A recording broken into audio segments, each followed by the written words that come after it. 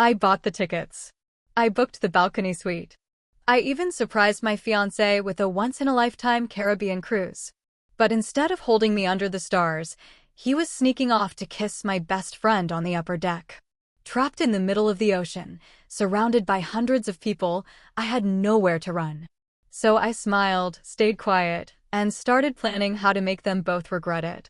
If you've ever been betrayed by the very people you trusted most, you know how it feels like the ground vanishes beneath your feet. This is the Betrayal Diaries, where heartbreak turns into justice and revenge is served as sweet as it gets. Subscribe, hit like, and tell me in the comments, have you ever dreamed of delivering the perfect revenge? The sound of the waves was supposed to soothe me. That's what I told myself as I leaned on the balcony rail, watching the foam curl and break in the ship's wake. 1,000 shades of blue stretched into forever, the sky so bright it almost hurt to look at. It was beautiful. Perfect. Exactly what I had dreamed of when I spent months planning this trip. And yet, there was a sourness in my stomach I couldn't shake. A shadow I couldn't name. My name is Marissa, I'm 31, and until this cruise, I thought my life was finally lining up the way it should. After years of working overtime at my marketing job, saving every penny and putting others first, I finally had something for myself, a fiancé I loved, a best friend who was like a sister, and a Caribbean cruise that was supposed to celebrate the beginning of the rest of my life. Ethan, my fiancé, was charming, funny, the kind of man who lit up a room. He wasn't perfect, but who is? He had this way of holding me close in a crowd, as if to say, she's mine. It made me feel safe. And Chloe, my best friend, had been there since college. She was wild where I was cautious, impulsive where I was measured. Together, we balanced each other out. She had been my sounding board for every dress fitting, every wedding plan. So when she asked if she and her boyfriend could join the cruise, it felt right. The more, the merrier, I thought. I was wrong. The first night on board was magical.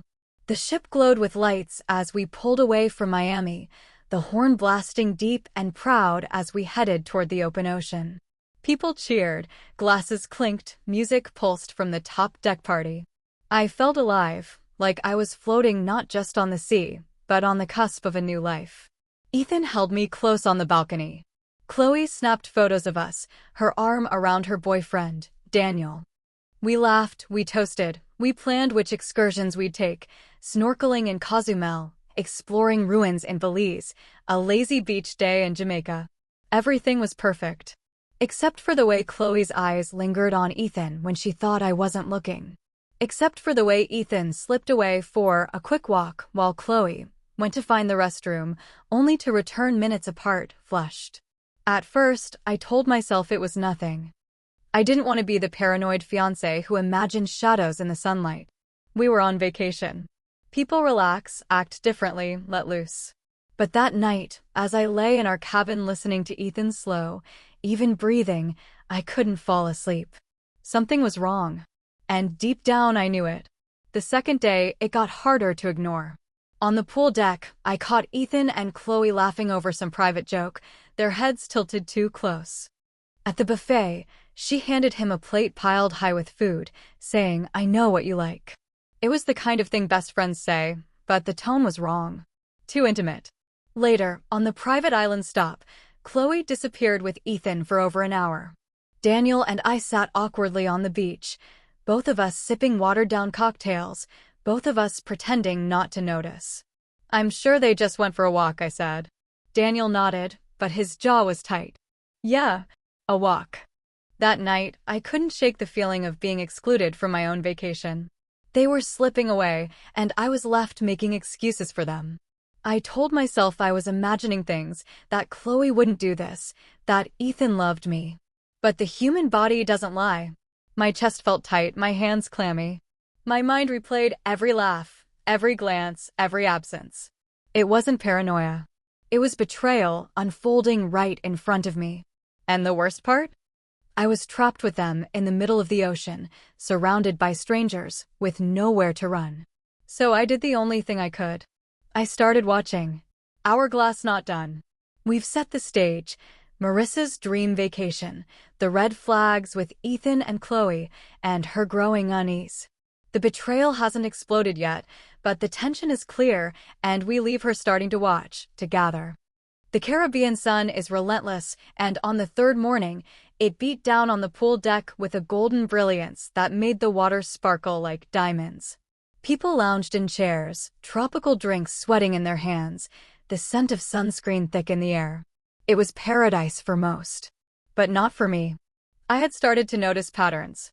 Ethan disappearing for long stretches. Chloe vanishing minutes later. Both returning with excuses so thin you could see right through them. A quick nap, a phone call, a stop at the gift shop. Lies, flimsy and constant.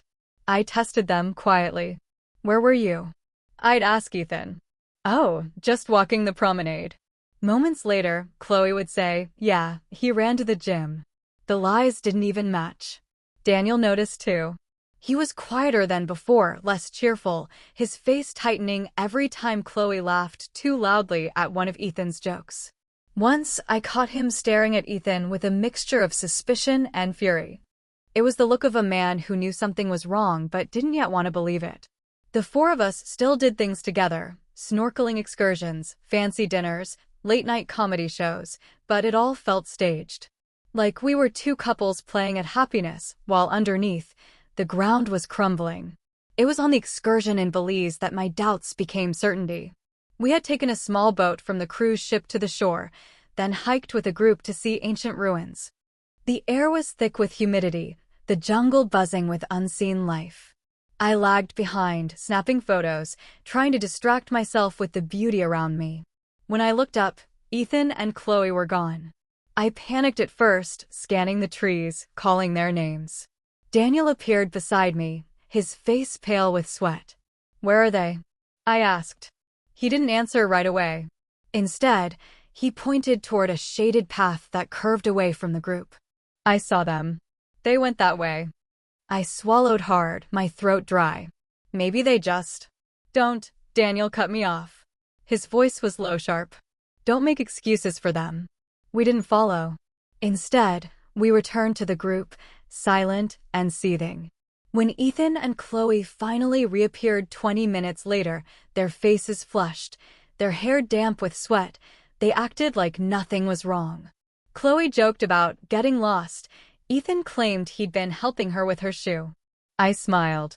I even laughed lightly. But inside, I felt something snap. That night, back on the ship, I couldn't sleep.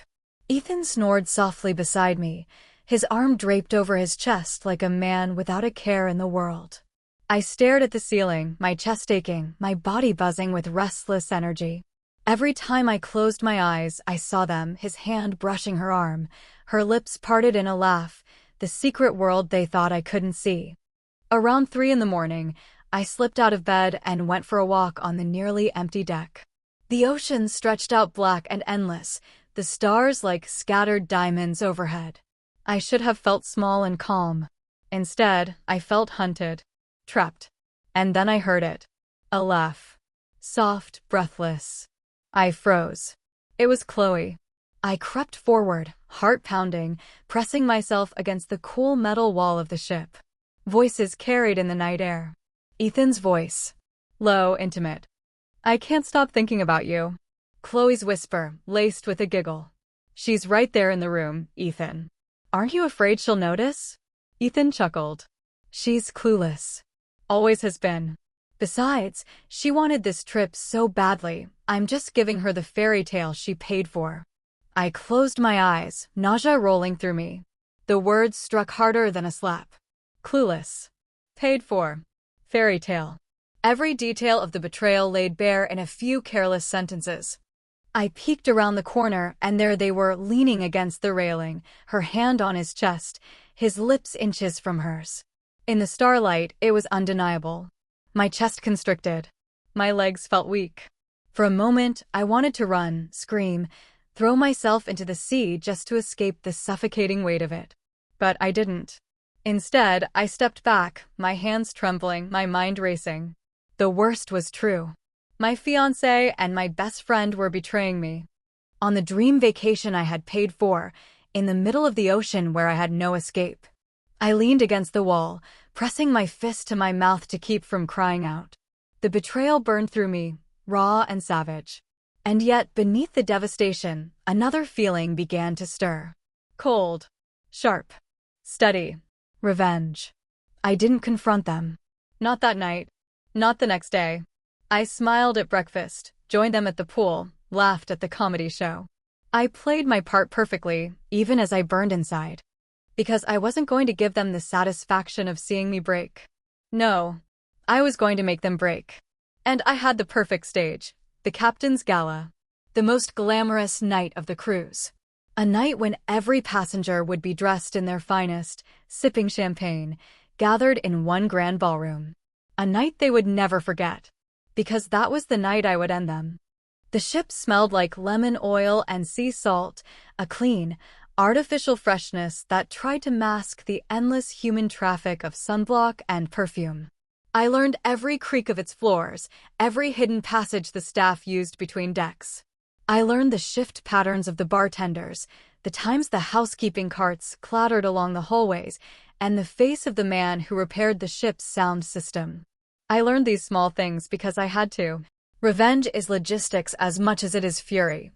After that night on the deck, the one image replayed in my head like a film on loop.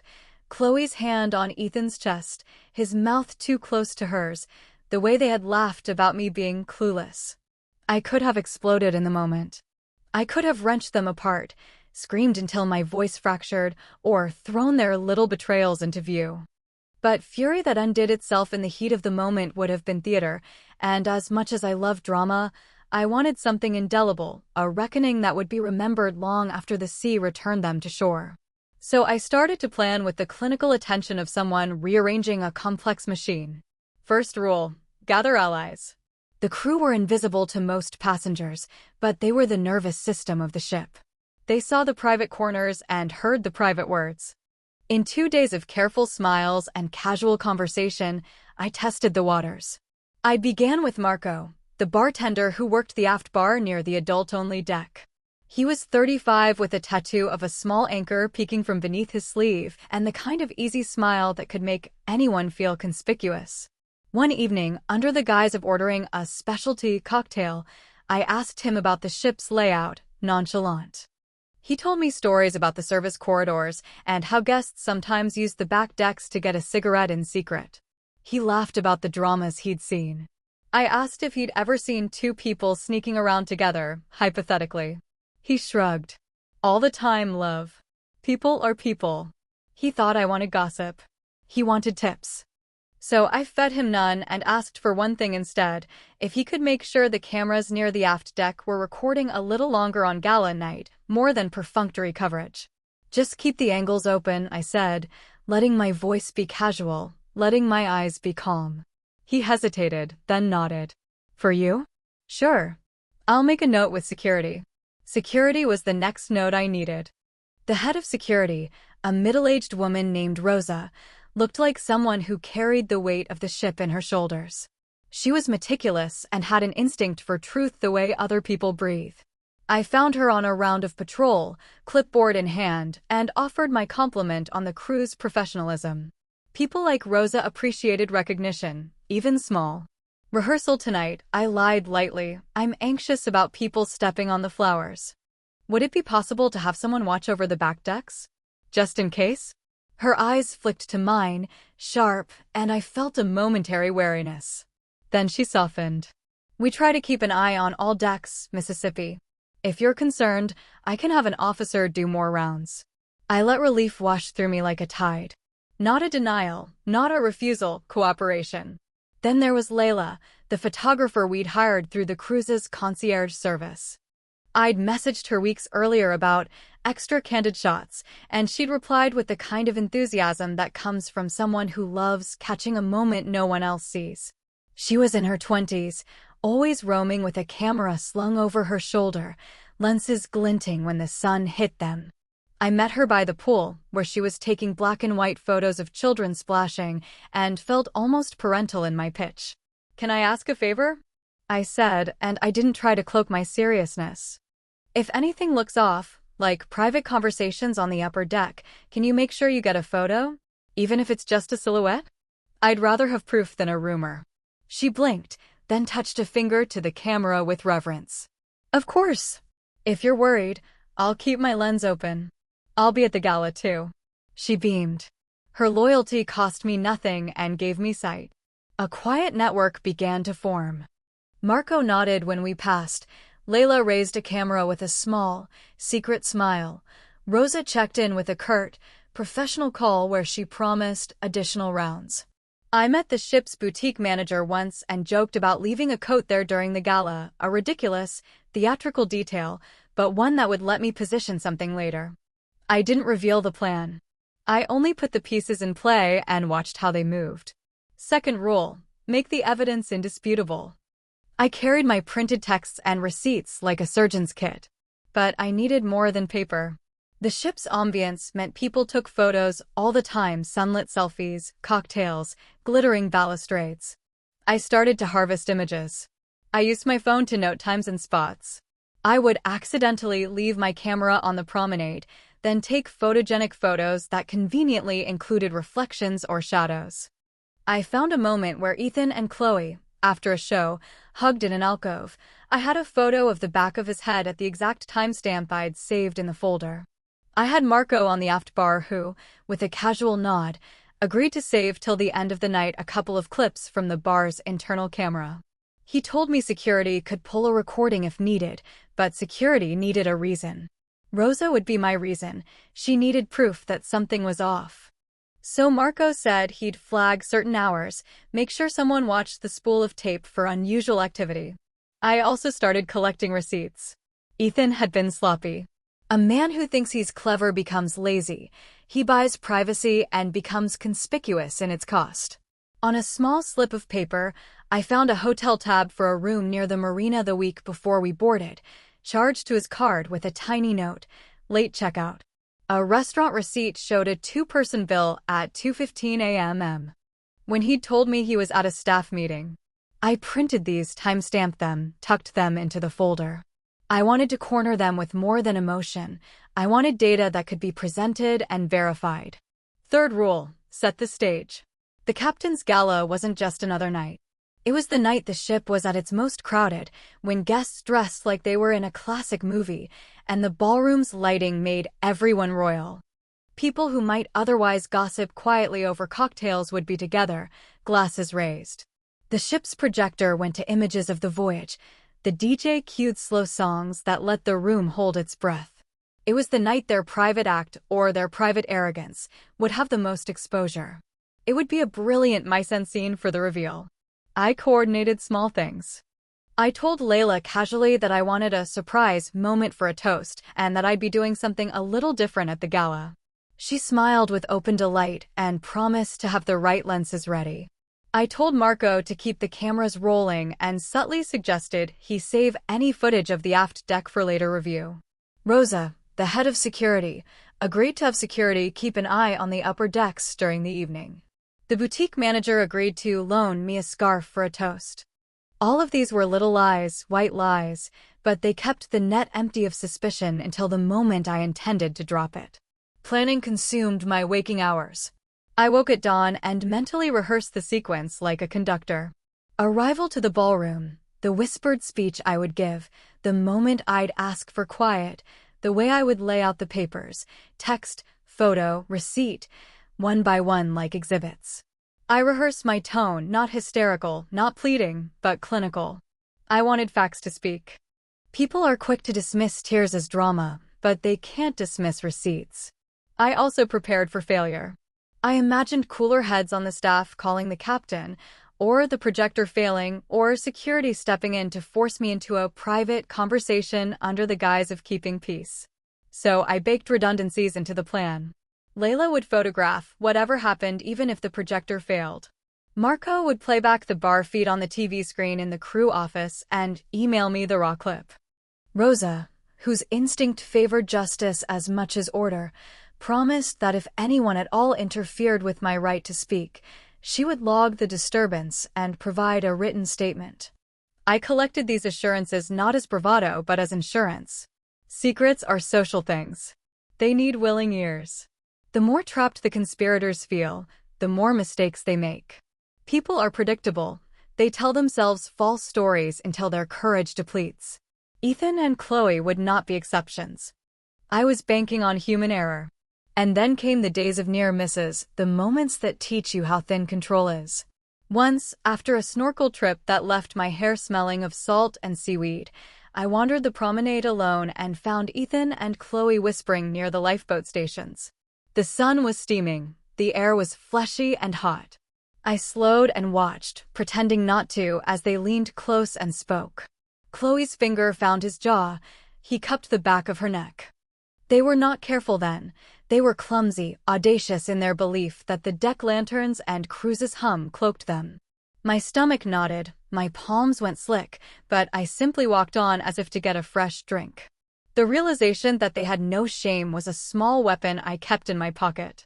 Another evening, when the ship stopped at a smaller port for a private beach party, I watched Chloe tie a sarong in a way that seemed to say she was intentionally leaving a mark. The next morning, I found a folded napkin in our cabin, a list of names scribbled in the margins, times, places. A scrap of paper that only made sense with the rest of the pieces. Daniel, bless him, tried to confront Ethan once. He cornered him behind the pool chairs, voice low and furious. I saw the exchange from afar.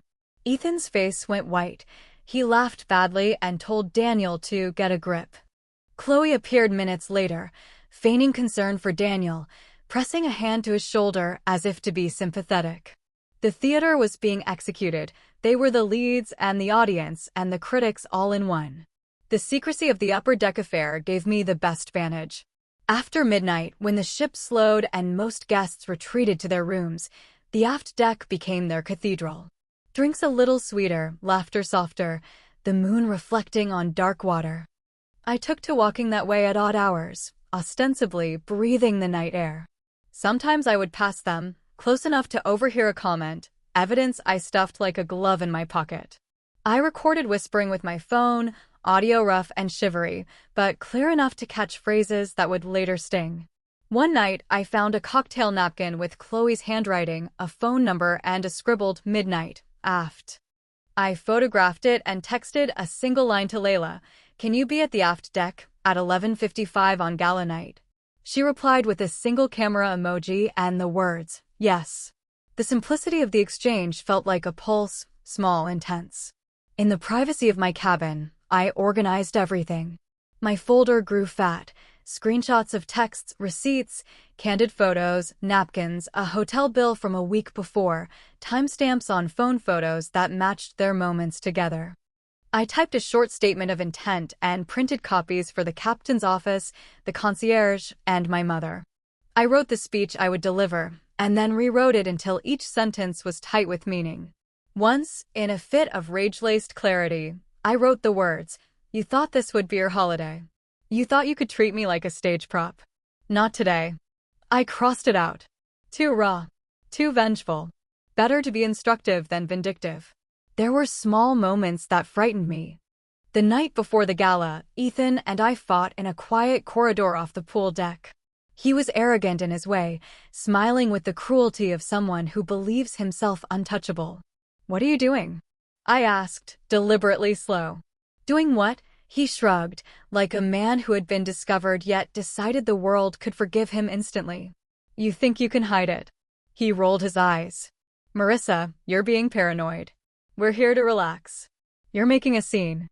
"You're in love with someone else," I said, and the words were neither accusation nor plea. They were fact. He stared for a moment, the answer clear in his face, then turned away. His silence was worse than any confession because it was a tacit admission. That night I slept with the folder under my pillow.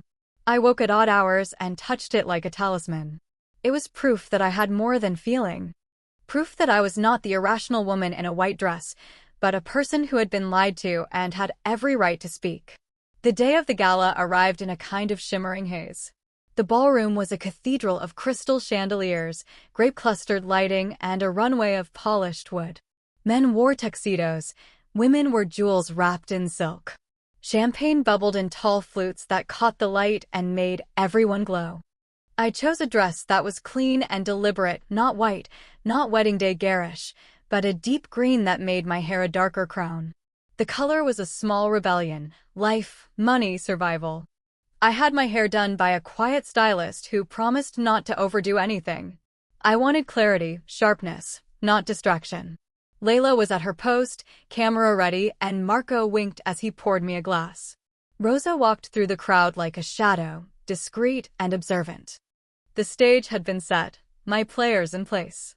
For a tired instant, as the string quartet tuned their last chord, I felt sadness like a heavy animal fold into my bones. I thought about the months I'd spent planning the dinners, the invites, the nervous text exchanges. Was I cruel for orchestrating their public humiliation? I wrestled with that question in the quieter minutes before the speaking began.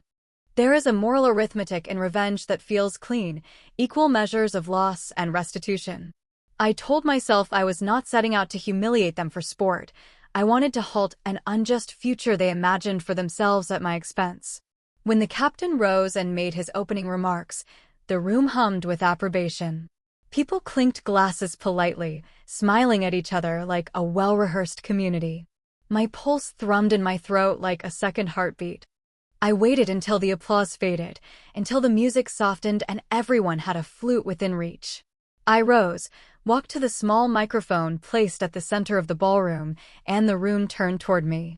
A hush settled, not dramatic but inquisitive. People like small surprises on cruises, they were curious by nature. They lived for novelty. This was novelty of the nastiest kind. "Excuse me," I began, my voice steady, my hands lightly resting on the folder. "I'd like a moment, if I may."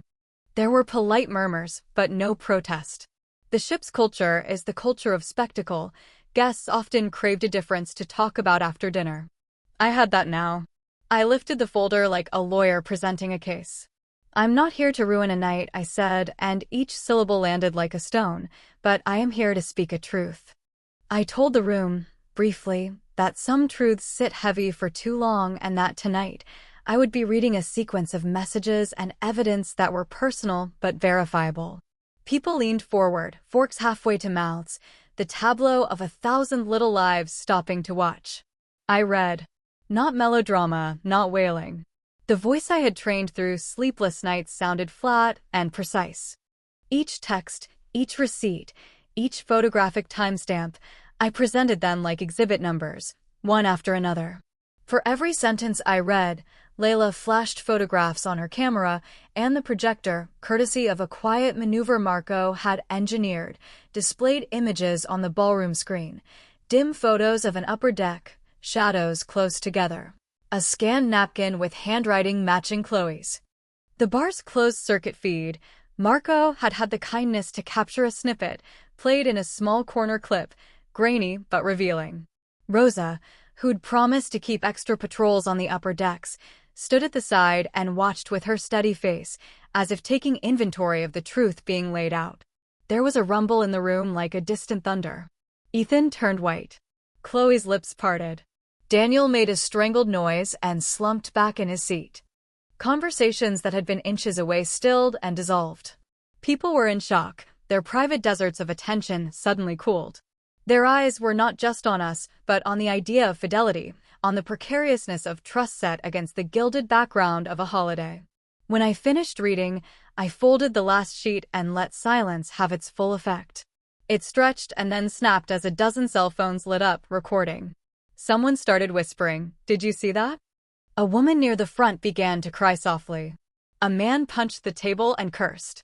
Ethan's father stood up as if to defend his son, his face contorted. "This is an outrage," he began. "Please," I said, quiet and absolute, "let the evidence speak. Judge for yourselves." The words were a command, not a plea. They were an offering to common sense. What I hadn't anticipated, and which felt delicious when it happened, was the social arithmetic the ship's community conducted in the seconds after my reading. A dozen people who had been friends with Ethan's family and with ours found themselves reassigning their loyalties with the speed of bees shifting flowers. People who had been chatting about cruises and cocktails now had a new topic with personal stakes. Side whispers turned into pointed sidelong glances. The contagion of truth moved quickly. Chloe stood, the mask of composure cracking. "Marissa, you can't do this here." Her voice dissolved into a plea that sounded both raw and dishonest. Ethan grabbed my hand, anger making him look ancient. "You'll ruin everything," he spat. "Do you have any idea what you're doing?" But Rosa, steady, methodical, walked to the center, her badge gleaming, and addressed the ballroom with the kind of procedural calm that makes people trust procedure more than passion. "We will be taking statements," she said. "If anyone interferes, we will address it. For now, we advise returning to your seats. This environment is a private matter between guests and will be handled accordingly." Security stepped forward, but not to silence me. Instead, they asked to collect the physical evidence for their records, a sign the ship took such allegations seriously. Marco, at the bar, slid across a memory stick with the aft feed to one of Rosa's officers. Layla, who had been shooting candidly, walked up to me and whispered, "You did the right thing." "I've got everything." She offered a small, conspiratorial nod. I realized then I had collected an unlikely guardrail of institutional response. The rest of the evening blurred into a strange aftermath. Some guests left in small knots of whispered condemnation. Some clung to their champagne and watched the drama like a serial unfold. Ethan muttered apologies that none of us believed. Chloe vomited something that sounded like remorse, and then fled to the restrooms, weeping. Daniel held my hand without saying anything. His silence was a form of brutal comfort. My mother sat with her hands folded, eyes alert, as if she were cataloging the world anew. By the time the ship's band moved to a more buoyant tempo, the gala had become an event that would follow every conversation until we docked. Cameras in the lobby flashed not for aesthetics, but for a story. The crew, methodical, quietly efficient, processed the statements. Rosa did her job with a scrupulous dignity that felt like a kind of balm. For the first time since the deck's secret whispering, my anger softened into something like peace. The thing I had wanted, not humiliation, necessarily, but truth, had happened. It was in front of witnesses, documented, and not something that would be whispered away. I left the ballroom just after midnight, the salt night air striking my face like a baptism. I walked the promenade, my shoes clicking against polished wood, and felt the ship's movement steady beneath me. The folder was still in my bag, heavier now with the gravity of what had been revealed. I breathed the ocean's wide air and felt my chest unclench. They called me vindictive in messages the next day. They called me cruel. People who had toasted with Ethan and Chloe sent sympathy texts to both sides, taking the place of those who were once neutral. But in the quiet morning, when children clambered to the rail and dolphins broke the water in a distant line, I felt something like release. The planning had worked because I had been patient enough, precise enough. I had used the ship's rhythms and the crew's willingness to slide a truth into a public place where it could be seen and measured. Revenge, I realized, isn't about a singular act of cruelty. It's about creating conditions in which the truth cannot be ignored and then walking away from the wreckage with your head held high. That night, while the ship drifted toward the next port and the stars watched in indifferent brilliance, I sat on the balcony with a cup of cheap cruise coffee and the folder open on my knees. I read the messages again, not from the sliver of pain that had lanced me, but with the cool surgeon's eye of someone who had gathered evidence, assembled witnesses, and enacted justice. The ocean stretched forever. I felt, for the first time in weeks, like a person who had taken her life back. Tomorrow, there would be questions, perhaps recriminations, maybe even apologies that never made sense. But the act had been done, clean and irreversible. And somewhere between the hum of engines and the constant shuffle of deck chairs, I understood the final cruelty. People who think they can exploit trust rarely think through the long tail, the ways truth can travel and land where it hurts the most. I closed the folder, guilty and proud in one breath. The ship sailed on. So would I. The ballroom was still vibrating with whispers when I stepped down from the microphone. For a split second, I felt like I was walking through water. The sound muffled, the lights blurred, my pulse hammering so loud it drowned the music. Then it all snapped back into focus. Chloe sat frozen in her chair, her eyes wide and glassy, her face streaked with mascara. Ethan was on his feet, his fists clenched at his sides, his chest rising and falling like a man about to fight. But there was no fight left for him to win. The audience wasn't with him anymore. They were with me. Everywhere I looked, faces stared at him with disgust, at her with pity or scorn. Phones were out, recording, documenting. The same strangers who had clapped for us when we boarded were now capturing his downfall. "Marissa," he started, his voice cracking. "This isn't fair." I turned my head sharply, my voice slicing through the noise. "Fair?" My laugh echoed, bitter and cold. "Was it fair when you kissed her while I slept in the cabin I paid for? Was it fair when you laughed about me being clueless, while I thought I was building a life with you?" The room was silent again. Not a polite silence, but the silence of judgment, of truth hanging heavy in the air. Chloe tried to speak then, her voice trembling. "It wasn't supposed to happen like this. I didn't mean." I cut her off. "You didn't mean to get caught. That's all you didn't mean." A gasp went up in the crowd. Someone clapped once, sharply, and it set off a ripple, not applause for spectacle, but approval for justice. Daniel, Chloe's boyfriend, stood suddenly. His face was flushed, his jaw trembling with rage. He pointed at Chloe with a shaking hand. "You ruined everything. You ruined me." His voice cracked, raw and guttural. He shoved his chair back so hard it toppled, then stormed out of the ballroom, leaving her staring after him, her mouth open but no words coming. Ethan tried to step toward me. "We can talk about this." I stepped back. "There's nothing left to talk about. You don't get to explain your way out of betrayal." My voice was steady, almost calm, though my heart was slamming against my ribs. "You wanted a fairy tale, Ethan?" I said, louder now, so everyone could hear. "Here's how this one ends. The villain doesn't get the princess. He gets exactly what he deserves, nothing." The room erupted. Applause this time, louder, fuller. Not everyone clapped, but enough. Enough to drown out his sputtering. Enough to make Chloe bury her face in her hands. I turned, gathered my gown in one hand, and walked out of that ballroom. Not as a bride-to-be. Not as a broken woman. But as someone who had taken her life back. The next morning, the ship was buzzing. I couldn't walk through the buffet line or the pool deck without whispers trailing me. Some passengers stopped me outright, squeezing my hand, telling me I was brave or inspiring. Others simply nodded, their faces etched with respect. Ethan and Chloe tried to avoid me. They stayed holed up in their cabin most of the day. When I did see them, passing each other in a corridor, their faces looked hollowed out, their steps quick and furtive. Their little world had collapsed. Daniel found me once, near the promenade. His eyes were red, his voice low. "Thank you," he said, "for showing me the truth." I thought I was crazy. I just nodded. "Me too." We didn't need to say more. The silence between us said everything. By the time the cruise docked back in Miami, the damage was done. Word had spread far beyond the ship.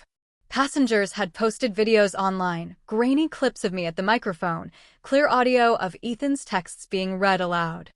Comments poured in, strangers calling me strong, calling Ethan a coward, Chloe a traitor. They had wanted to hide their affair in the shadows. I had dragged it into the brightest spotlight I could find. And once truth is exposed, it can never go back into hiding. At home, Ethan tried to call me. He sent flowers, letters, pathetic apologies. Chloe even showed up at my apartment once, her face streaked with tears, begging me to listen. I didn't. I blocked them both, threw out the flowers, burned the letters. Because betrayal is not a mistake. It's a choice. And my choice was to never let them close again. Weeks later, when the noise finally quieted and I could hear my own thoughts again, I realized something. The revenge wasn't just in exposing them. It wasn't in the gasps, the humiliation, or even the applause.